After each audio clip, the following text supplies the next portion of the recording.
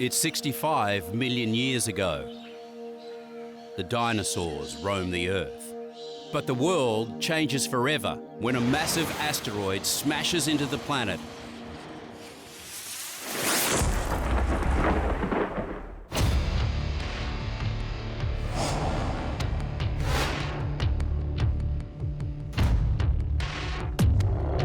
Earth's largest living reptile, and some say the animal most likely to eat a human, is the saltwater crocodile.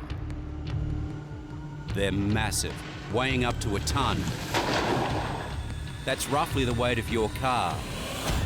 And they measure up to 7 meters long. Incredibly aggressive and territorial, they inhabit the northern parts of Australia. The top end is the Croc end. One man who knows his crocodiles is Australia's own outback wrangler, Matt Wright. When they hunt, they're very stealthy and they'll just move in just like a log will in the breeze, and they'll just wait for that little bit of splash, a little bit of vibration on that water, and then they'll launch out. Their jaws can exert a pressure of several tons. Preferring to hunt at night, they can see 180 degrees in full focus and be able to zoom in on anything up to a kilometre. Salties are renowned for the dreadful death roll. Not only intended to drown its victim, the crocodile rapidly rolls its prey in the water to remove its limbs. Everything about a crocodile, the way their eyesight is, their hearing, their nostrils, the way they stick their head out of the water, is a very evolved predator. Over the next hour, you'll see the most infamous croc attacks in Australia's history. So that's the moment I broke my leg from this hole near, yelling, "Croc, somebody help, Croc, he's got me, I'm gonna die." Unbelievable escapes. The old story whereby a bit of complacency creeps in and people say it won't happen to me. And tragic encounters that shocked a nation. She was panicking a fair bit and we couldn't help her because the tide was running too fast and there was big crocs floating around in the water. This is Savage Australia. Crocodiles. Cape York, Australia's northernmost tip. Inhospitable and very dangerous. It takes a special kind of person to join the population of less than 20,000, as local policeman Trevor Crawford knew all too well. It's common knowledge that if you're going to be living in this area, or whatever the case, you're going to have to learn to live with all of the creatures that are around this area. It ranges from tiger sharks, box jellies and crocodiles. On Christmas Eve, Cassie Bond, husband and father of 7, fell victim to this oldest of predators. It's the old story whereby a bit of complacency creeps in, and because there's been no attacks for so many years, people say it won't happen to me. The Jardine River ferry crossing is about an hour's drive from Bamaga on the road to Cairns. Cassie was visiting family on the other side of the river. The ferry had broken down and Cassie decided to swim across the river to try to help repair it. He was just 3 meters from the ferry when the crocodile struck. 2 young girls who were on the ferry actually saw like a tide effect or a rippling in the water heading towards Mr. Bond as he was approaching the ferry. And before they even knew it, he was taken by the croc. Cassie Bond's body was recovered an hour and a half later, intact but badly mauled. Queensland Rangers searched for the killer croc and set up 2 traps. Eventually, this female was found and the teeth were consistent with bite marks found on Cassie Bond. Despite the ever-present dangers, Far North Queensland is Australia's fastest growing tourism region. Boasting lush rainforests, endless white sand beaches and crystal clear waters, it's the perfect environment for visitors to relax and drop their guard. And those who ignore the warnings can pay the ultimate price.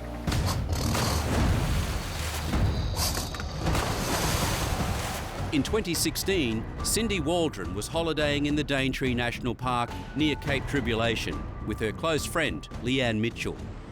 One evening, the pair were cooling off in the waters of the idyllic Thornton Beach when suddenly Leanne felt something brush against her leg.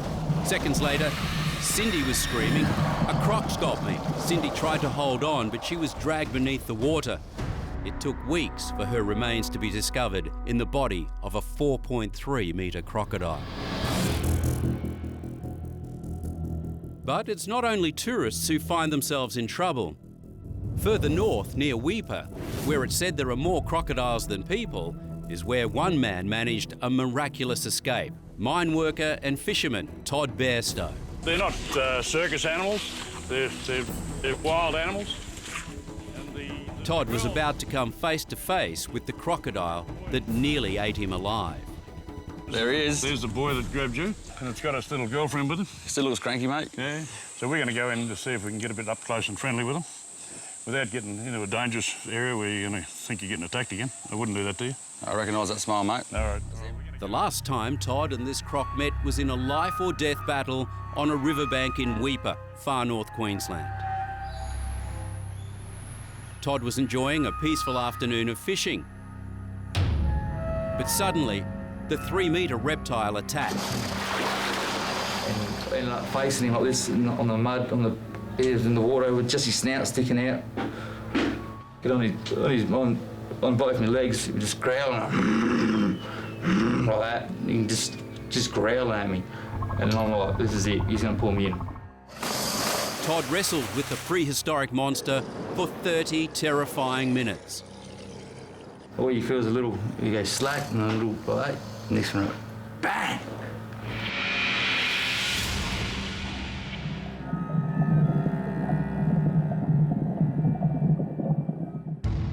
Then I tried to put it on his head to kick him off. He didn't like that, and that's when he spanned and broke my first leg. And he just rolled and he just popped my other leg. With one hand still trapped in the croc's jaw, Todd desperately grabbed onto a mangrove root with his free hand to stop the croc pulling him underwater. I realised I had to get that bloody hand out or I went up croc shit. So I started just yanking this one as hard as I could. I managed to pull it off, pull it free, but at the same time I pulled my finger off. But what's the finger? Todd now had a better grip on the bank, and so began a deadly tug-of-war, alone in the mangroves with a croc and Dig, his faithful but clueless dog.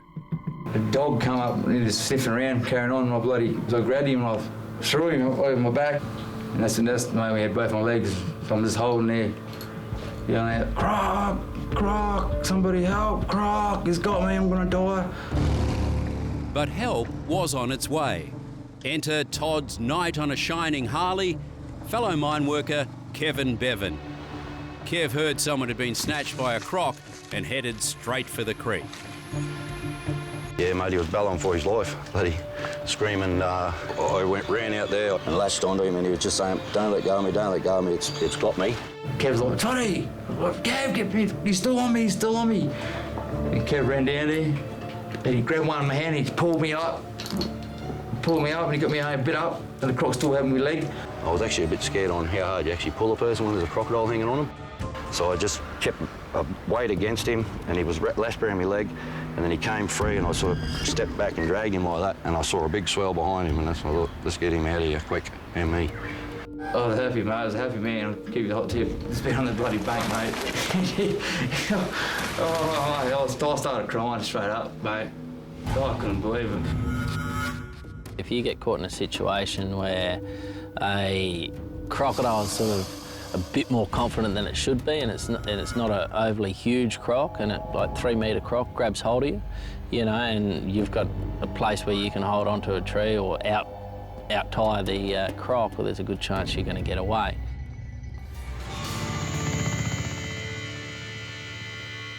The Northern Territory. Wild, unbroken,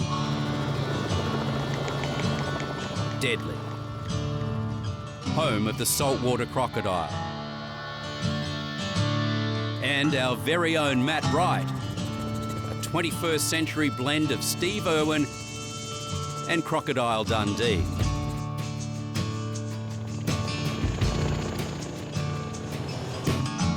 Whenever most people come across a dangerous animal like a croc, their reaction is to back away. But Matt is not most people. Yeah, but that's education. You know, a lot of people don't understand the animals that we have in our own country. So how does Matt deal with a deadly apex predator? Well, we just stay out of the kill zone.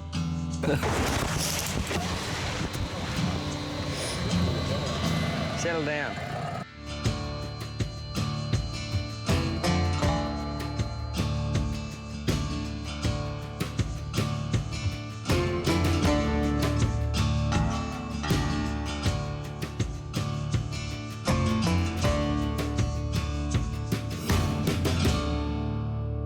Inevitably, there are the comparisons with the late Steve Irwin and with Crocodile Dundee. Right, so Crocodile Dundee, they did movies here, and that's, you know, that's Hollywood. But with Steve Irwin, you know, Steve was great. He's made his mark in the whole industry. He brought Australia to light. So to even be compared in that sort of light is a massive privilege. It sure is a hard act to follow. Steve Irwin was a showman, a conservationist and an icon. Check out this footage of the great Steve Irwin in action for genuine, unmatched commitment.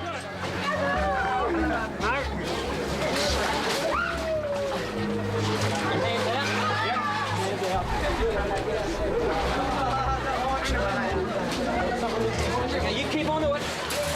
You got it? Yeah.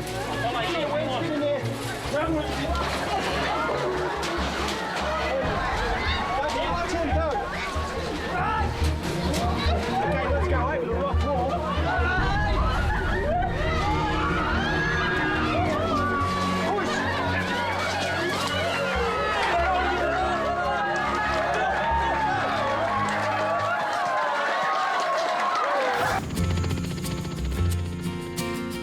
But these days, it's guys like Matt Wright that are keeping Steve's legacy alive. And as Matt's reputation grows, so does the demand to deal with rogue crocs. And that's what has Matt flying down to a tiny community close to the West Australian border. There's been a couple of crocs right near this community called Peppernati, and we're going to go in there and try and catch them and take them out.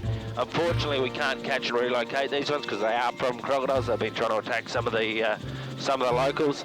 So our job now is to go down there, catch them, and if we can't get them into the farm, then I'll take them back home there. I'll build a pen for them there. Along the riverbank and in the wetlands, a couple of big crocs have the locals worried.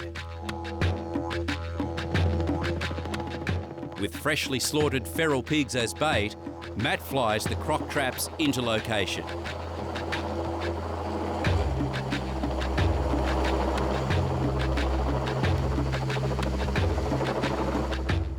Matt's offside at Chris Wilson points out the size of one of the animals they're after. That's the back of his hand there, and that's his claws. So it's quite a significant size animal that we're dealing with here. Along the river, a much bigger trap has been built by Matt's team. They spent days prepping this setup right at the community's favourite waterhole. Connected to the pig carcass is a trigger rope for the trapdoor. The trapdoor is lifted and the trap is complete. Now the waiting game begins.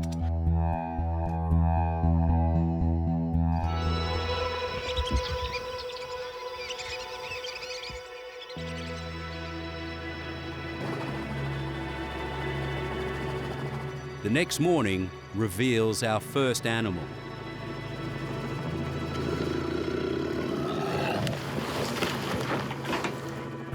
It's airlifted from wetland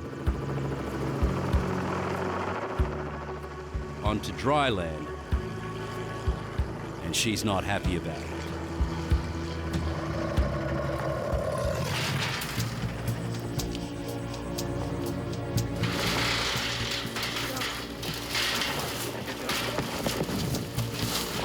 Hold it tight. This female croc isn't what matters after.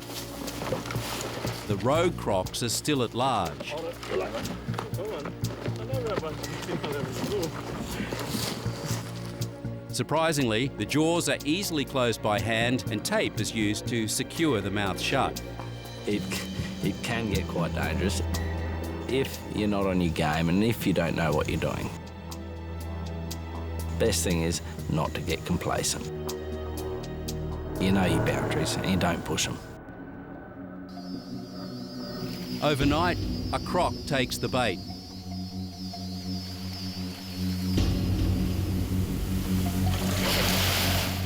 Trapping a croc is one thing, but getting it out of there the next day is another. Matt and his team live for challenges like this. The first task is to harpoon the animal, and it looks worse than it is. The barbs hook into the tough skin behind the neck, which Matt says the croc doesn't fear. Then he has to jaw rope it, which is a lot easier said than done. Just get a little stick. You only need something small because he's going to poke his head up here in a minute. There he is right there. Here he comes, Willow. Willow. Got him. You got him. Hey.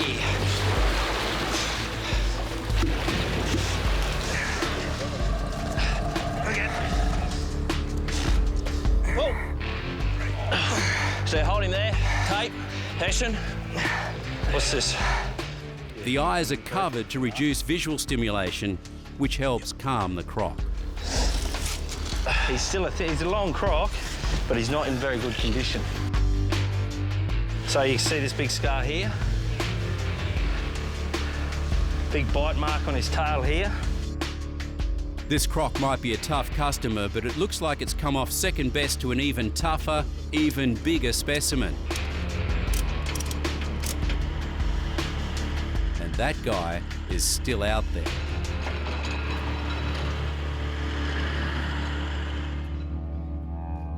That night, the monster rogue croc appears. It rips into the bait and the trapdoor slams shut. What do you got? Mate, we've got a massive animal in there. He's a gorgeous. I just saw his head sitting up on the bank. Mate, that is an absolute stonker. That is the one we're after. That thing yesterday is going to look like a puppy dog compared to this. That's his tail here. Tail's right up. I hope it's his tail. Otherwise it's his head right in here. Me. This croc is a different kind of beast altogether and is not going to surrender without a real fight. Suddenly, he lunges for the gate. Oh, get on top of that gate. Close that gate. Quick. Watch your foot. Joe, watch your foot. Yeah, mate. Are you all right? I'm watching you. Shit, he's a good animal. This guy's turning out to be a nightmare and pushes Matt's abilities to the limit. Get out of my feet. Quick, go. Go. No, will it? Go.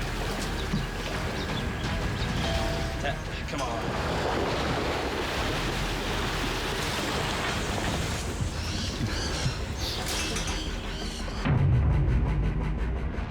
The croc's still resisting. The struggle has taken so long, by now the word is out and close to the whole town comes down for a look. It takes almost 2 hours before Matt can lasso the animal's jaw. Oh, yes! Yes, get into it!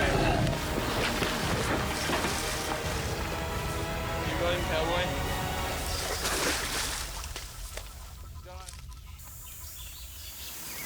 Ready to go back?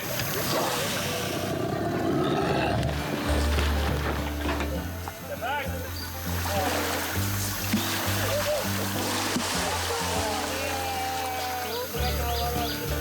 Back. At 4.8 metres, he's only a bit longer than the other rogue croc, but he's probably 300 kilos heavier, weighing in close to a ton.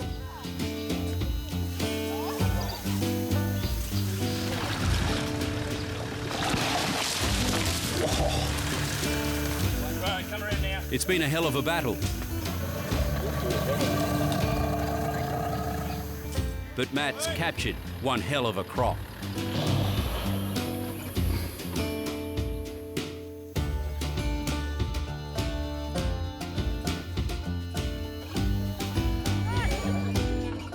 It takes a bulldozer to shift the croc up the hill to the trailer. For the local kids, it's a thrill, but one old lady has mixed feelings as she bids farewell to her tribal totem.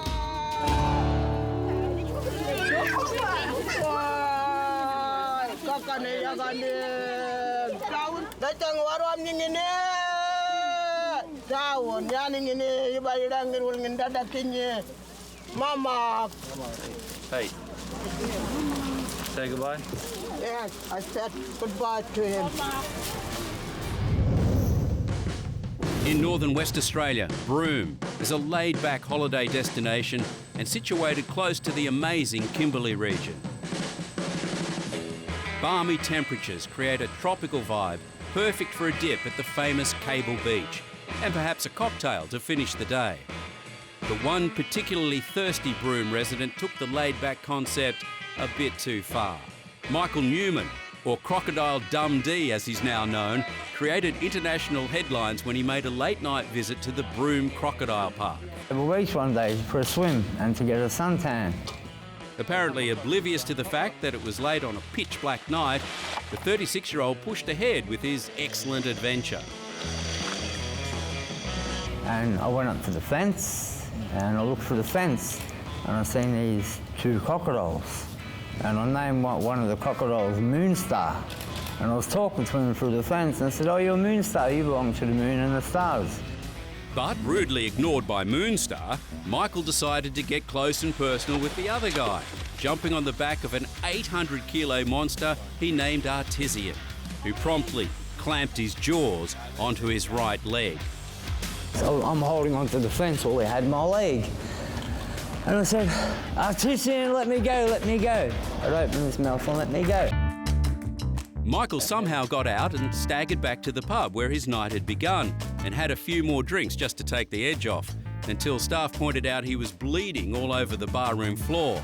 I reckon if he wasn't drunk, he would have been in a lot of pain. All patched up and having had a good think about it, Michael was a wiser man. Well, I won't be going back near an alligator again, put it that way. That's crocodile, Michael. But it's not always the humans that are the weird ones. This is one very confused reptile and one terrified workman. Oh, my heart almost jumped out of my chest. This big fella at the Australian Reptile Park north of Sydney was sure hurting a little bit after biting off more than it could chew. It happened that fast and it was that scary, but yeah, I'm bloody glad to be alive. Elvis the Croc, all 5 metres of him, was lying peacefully in his pond when he looked up, saw workers mowing the lawn and thought, breakfast. Next second, he was attached to the end of the mower, dragging it in, almost took me into the drink with him. I had to scream at Billy, "Let it go, let it go, let it go." And Elvis came off second best. That's an enormous tooth for any croc. Undeterred, Elvis dragged the mower into his lair, guarding it for dear life. It took hours to coax Elvis into giving up his prize. That's a very lucky lawnmower. For some, surviving an attack is just dumb luck. Driving 18-year-old Lee DePauw's decision to jump into croc-infested waters was, in Lee's words, stupidity. No, there's crocs there. Stupidity, and wanting to win the affection of British backpacker Sophie Patterson. To impress the tourist, Lee suggested he dive into Innisfail's Johnson River. I started telling them about how backpackers are more likely to get eaten by a crocodile than Australians. So we decided to go down to the river and test the theory. He was kind of saying, you know, I can jump in the water, the crocs won't get me. It was confidence brought on by excessive drinking, which Lee estimates at about 10 cups of goon. I just carried on walking with him so that he wasn't on his own, and that was when he kind of said, I'm going to do this, and I just was in complete and utter disbelief. Sophie could only watch on in horror as Lee dived into the water and a crocodile latched onto his arm. Obviously the crocodile has sensed a lot of movement, a lot of swimming and splashing in the area, and that's what they're attracted to. Started shaking its head and carrying on. Lee was gripped by one thought. Holy crap, I'm gone for sure. But Lee fought back. I punched it in the snout. Then it dragged him 6 metres down the river, but Lee wasn't done. My second hit, I got it straight in the eye, and then it let go. Swam back to the stairs with one floppy arm and pulled myself out. Sophie describes Lee's body as looking like something from a horror movie. You've seen Jaws. It was kind of like that, you know, there was a lot of blood, a lot of bone. It was just, you know, it was pretty horrendous. He's exceptionally lucky that that crocodile didn't get a good grip, go into a death roll and drown him. That river is known for very large numbers of crocodiles in the waters. You never see anyone swimming here. All the locals know not to swim in the waters around here. Lee's broken arm and stitches will heal, but he'll carry the scars of the attack for the rest of his life.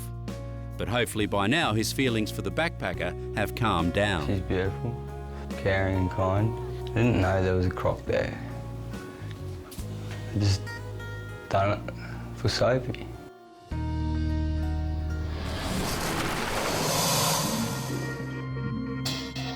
Croc attacks don't only happen in the wild to careless fishermen and tourists. Professionals are also fair game in places you expect would be perfectly safe. Renee Robertson was working in an enclosure at the Billabong Sanctuary in Townsville. A 2.5 metre croc named Tipper suddenly moved towards Renee and backed her into a corner before it lunged and latched onto her arm, dragging her to the ground.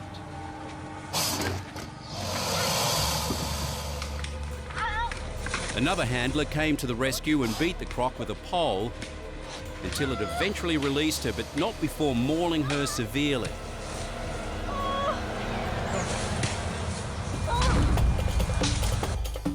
Handlers at the Billabong Sanctuary should have known the dangers, because many years before, something terrible had happened. Staff were attempting to separate a female from her eggs. The eggs were to be hatched in an incubator to protect them from predators. But the angry mum, called Hot Lips, well, she didn't like that idea at all. Charlie Finn had the job of trying to secure those lethal jaws when the croc struck.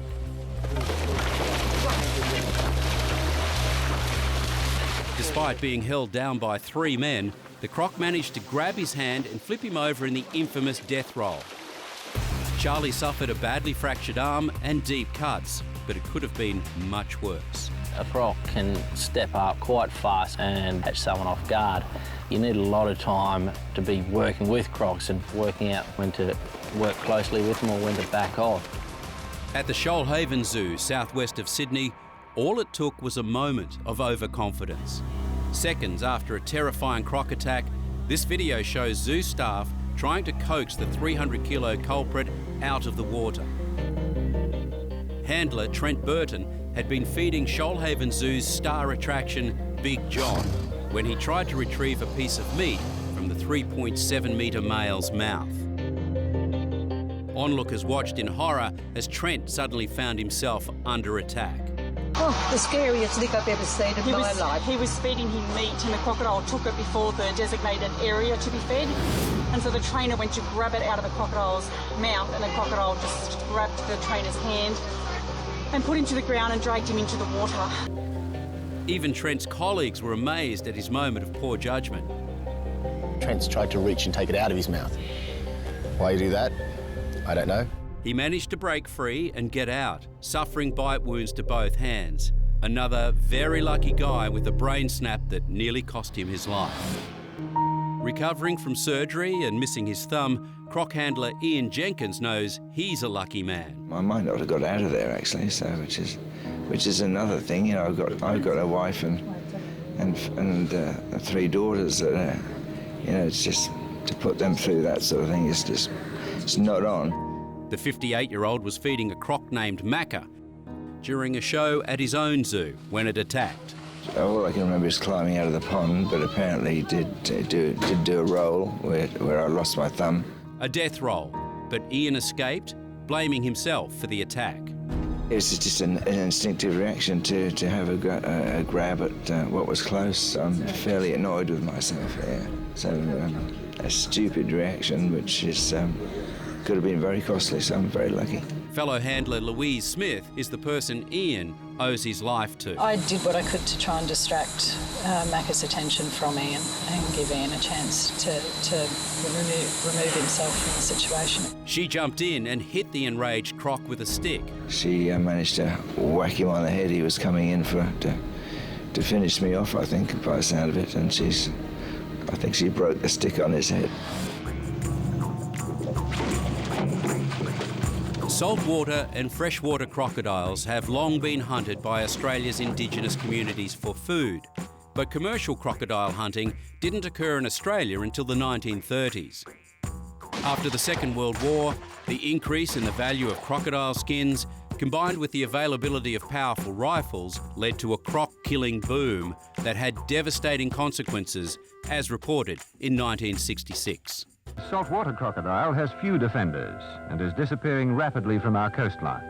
As the female does not breed until she is about 8 years old and fully grown, the possibility of extinction is strong. In 100 million years, it has survived everything but the white man.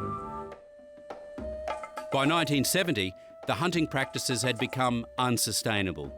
Only 3,000 saltwater crocodiles remained in the Northern Territory, and the species was listed as endangered and protected from hunting in 1971. Back in the mid-70s, early 70s, right up to the early 80s, it did wipe out a lot of our natural population, wild population of crocodiles. As decades passed, crocodile numbers gradually increased, and from the late 1990s, Indigenous communities were granted permission to hunt a quota of crocs for food and skins. Meningrida, on the coast of Arnhem Land in the Northern Territory, is the capital of saltwater croc country. For this remote community, crocodiles are a major resource. This is very important for the people of this community because apart from the rangers hunting for them, they also provide meat to the community and the people. Here, when night falls, the local community use the same croc-catching techniques they've employed for tens of thousands of years. Once hauled in, the crocodile's jaw is tied shut. Young crocs are thrown back. Adult crocs have their bellies inspected. Scarred belly skin won't fetch a high price, so this adult male is also thrown back.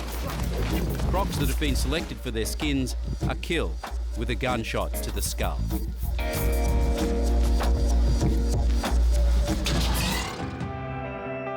Today, crocodile numbers have recovered, with experts estimating there are over 150,000 crocodiles in Australia. Despite this, there are still only 1 to 2 fatalities annually. But in 2014, the Northern Territory lost 4 people in that one calendar year, the highest number since records began. I guess like any animal, once it does start killing people and people start fearing it, they want to kill it. That's the first instinct, they want to get rid of it.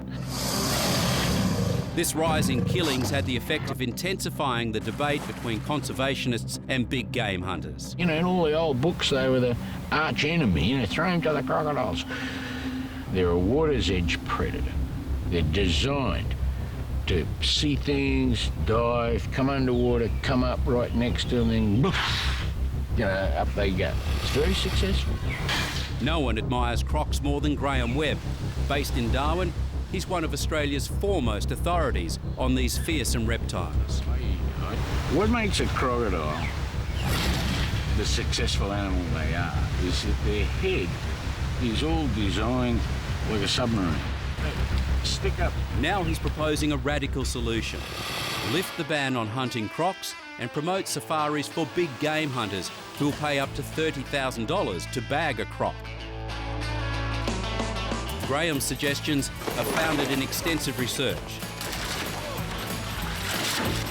Here, he and his team capture and tag a large croc to study the population. This young male is captured and fitted with a tracking device, and all the research is pointing to one thing.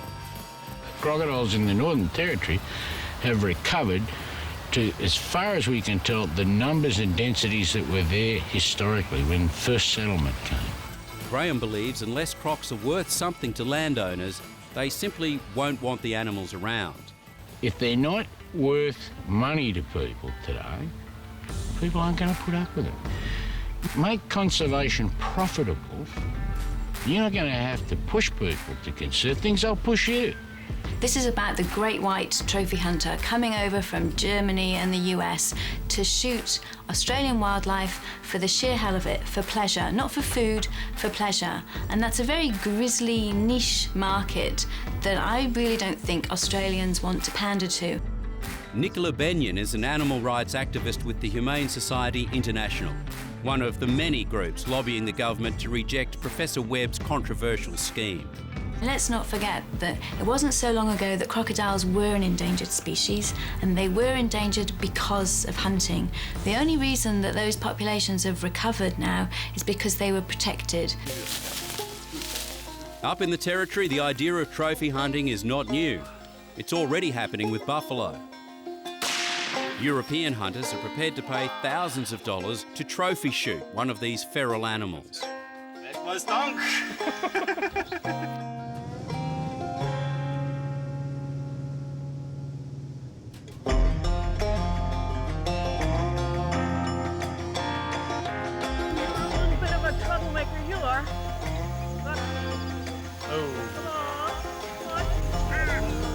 The majority of people who hunt have ethics and morals. They do it properly, they do it humanely. At Bullo, Mari has permission to trap problem crocs for their leather. They were granted a licence because numbers had skyrocketed and the crocodiles were killing hundreds of cattle every year. One croc skin alone is worth more than 20 head of cattle, but trophy hunting is even more lucrative. This croc could be worth more than 15,000 Australian dollars to a trophy hunter. The bigger the croc, the bigger the fee. This is going to be tourists, and it could be someone who's never shot an animal before who'll be allowed to get out there with a harpoon or a gun. The person who's doing the shooting is what counts when it comes to the suffering that the animal will face. We've got a totally unique situation up here because crocodiles generate all sorts of benefits, economic benefits, social benefits, cultural benefits. They're a win-win situation. If we lose that, we lose the crocodiles.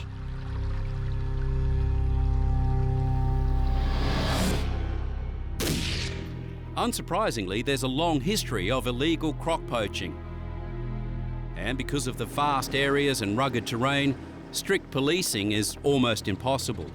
But there's one type of poaching that is legal: commercial egg harvesting.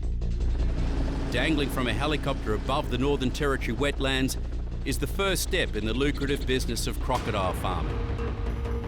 100 k's outside of Darwin, crocodile hunters scour the top end for mothers guarding their nests of up to 70 eggs.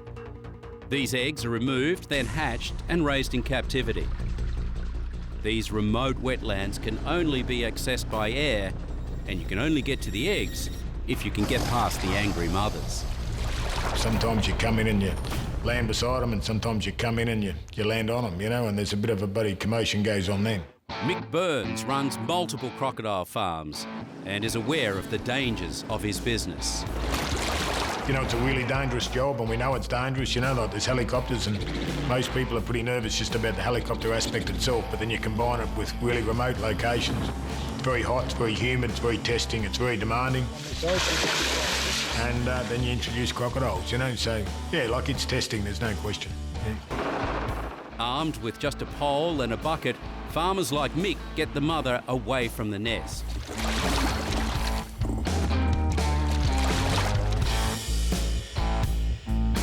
Often it just comes down to that sort of fight or flight, and it's a big game of bluff. So you just come around here? And 9 times out of 10, probably 99 times out of 100, you win the game of bluff, and when you don't, well, you've just got to make sure you've got that exit, so. Yeah. With the crocodile far enough away from her nest, the eggs are collected and flown away. It may seem cruel, but Mick insists that there are benefits both economically and environmentally. Well, most of those eggs will drown. And if they don't drown, a large percentage will cook or be predated through wildlife and the likes. So it's only 1 in 100 of those eggs that'll actually become an adult crocodile. We don't shy away from the fact that, it's a commercial outcome and it's a commercial platform, it's a commercial base. But the conservation is actually a big winner at the same time. These hatchlings will grow into just a few of the over 70,000 crocodiles Mick has on his farms. Skins like this are worth around $1,000 Australian and are used as crocodile leather by Europe's most exclusive fashion houses. From Darwin, the singlet and thong capital of the world, to the most stylish city on the planet, Paris. Here, 3 to 4 croc skins at a time get handcrafted into a fashion piece de resistance, the Birkin bag. Made by Hermes from crocs raised on Mick's farm, the Birkin bag has a multi-year wait list and an astronomical price tag, some selling at auction for over 60,000 euros.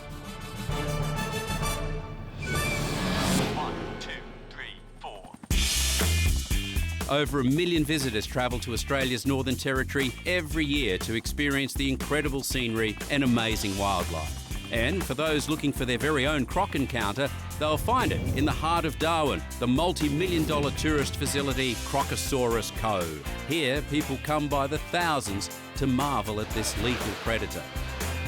The place is literally infested with crocs, and the whole idea is to get up close and personal.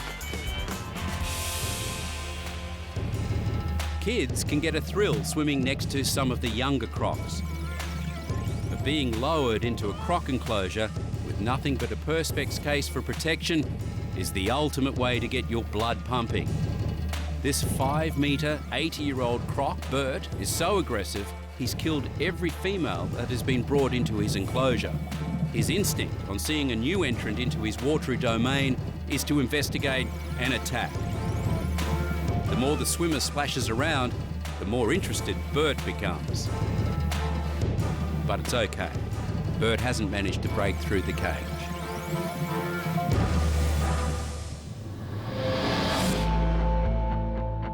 Far from the safety of a tourist park, Matt Wright and his team are at it again, tasked with removing a troublesome croc from a Queensland swamp. We've still got to be careful. We don't know how aggressive this fella is. He's been laying up just in here, right? His every move captured by his film crew. Matt's having a hard time getting the croc to play ball. You got him. Damn it. I just found this croc and he was just here in front of us. He's just moved off. Ah, it's gone.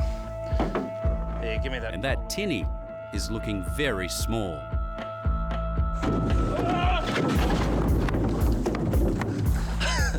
Jumped up at the back of the boat and bit the back of the boat, about half a foot away from my knee. They were just centimetres away from landing in the croc's den. Oh, that was in his nose. Go, go, go, go. Good work, John D. Good work. Yep. Come here, mate. We don't want him to go in there. Ah, yep.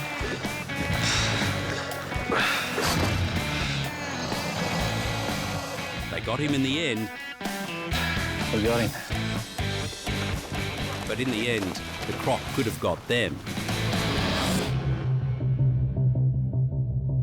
The relationship between man and crocodile has always been a complex one. It involves respect and, of course, fear. Saltwater crocodile, it's a prehistoric animal. It's been around millions of years and it just keeps on surviving. They were here a long time before we were, hunted almost to extinction. Now crocodiles are thriving, so man and beast better figure out a way to get along. It's a tough reptile and it's gone through a lot of hard times, but he's here to stay.